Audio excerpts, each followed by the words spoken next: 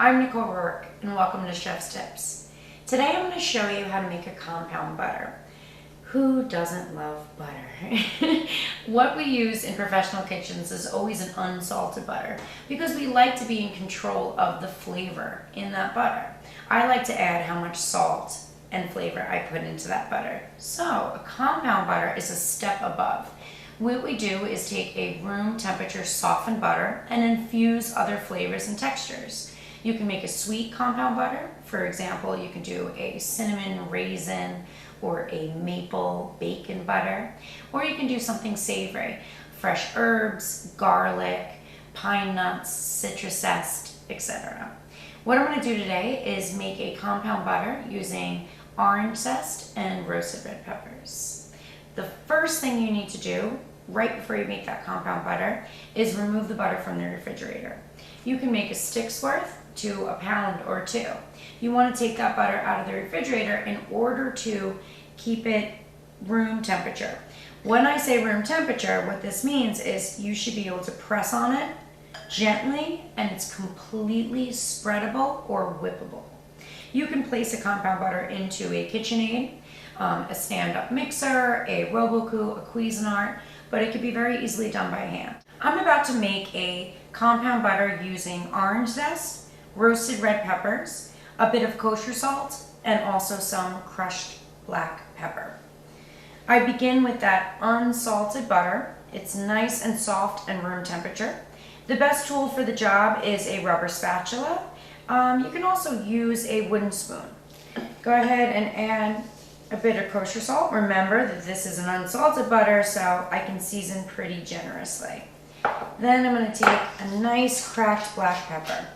I want there to be some pretty large chunks of black pepper because when we cut into this compound butter later on, I want to see that visual appeal. I'm going to go ahead and add a bit of orange zest. And I want to leave those nice large ribbons, again for that texture. And then I'm going to take roasted red pepper.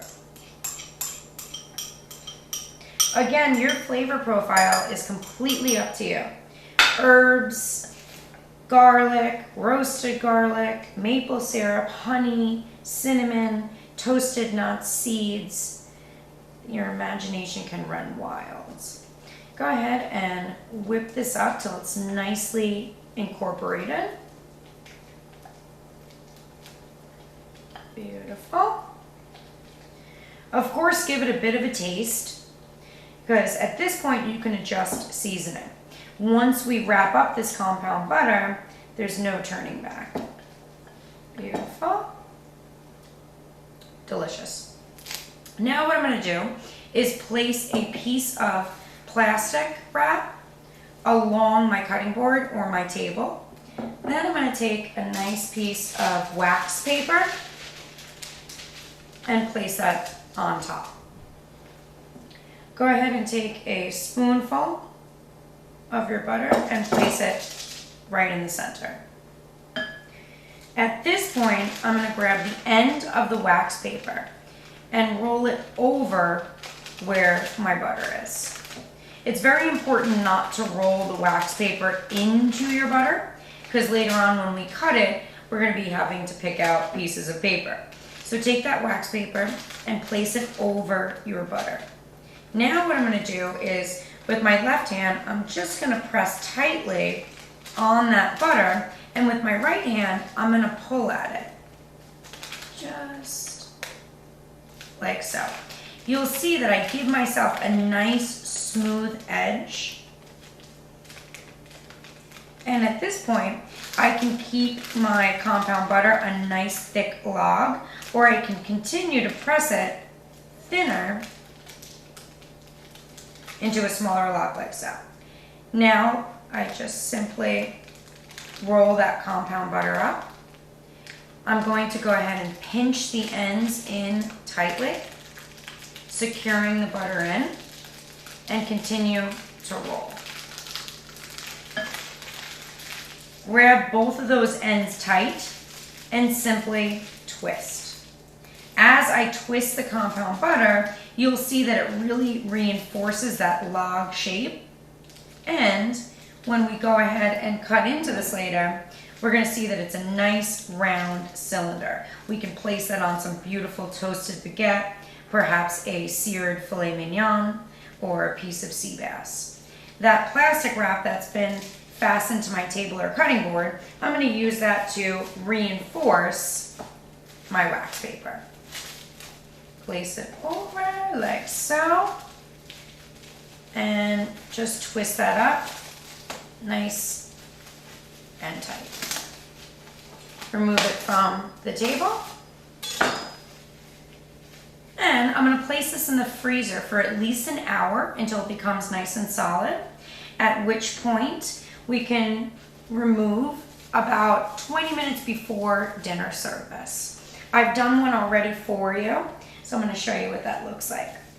This butter again has been chilling for at least an hour in the freezer. I go ahead and take my chef's knife and just slice through. If you can see, we have some beautiful pieces of the orange zest and the roasted red pepper. Move that plastic, either by hand. I can also use a chef's knife or a scissor. Make sure you're using a nice, sanitary, and clean kitchen scissor. I only use this for cooking. Remove that outer edge of plastic. And again, you see that gorgeous chunks of red pepper, plastic, and orange zest. Now, if I wanted to, I can slice this up, place this right into a butter dish, or perhaps over some bread, or perhaps some steak. And there you go. Nice gourmet compound butter.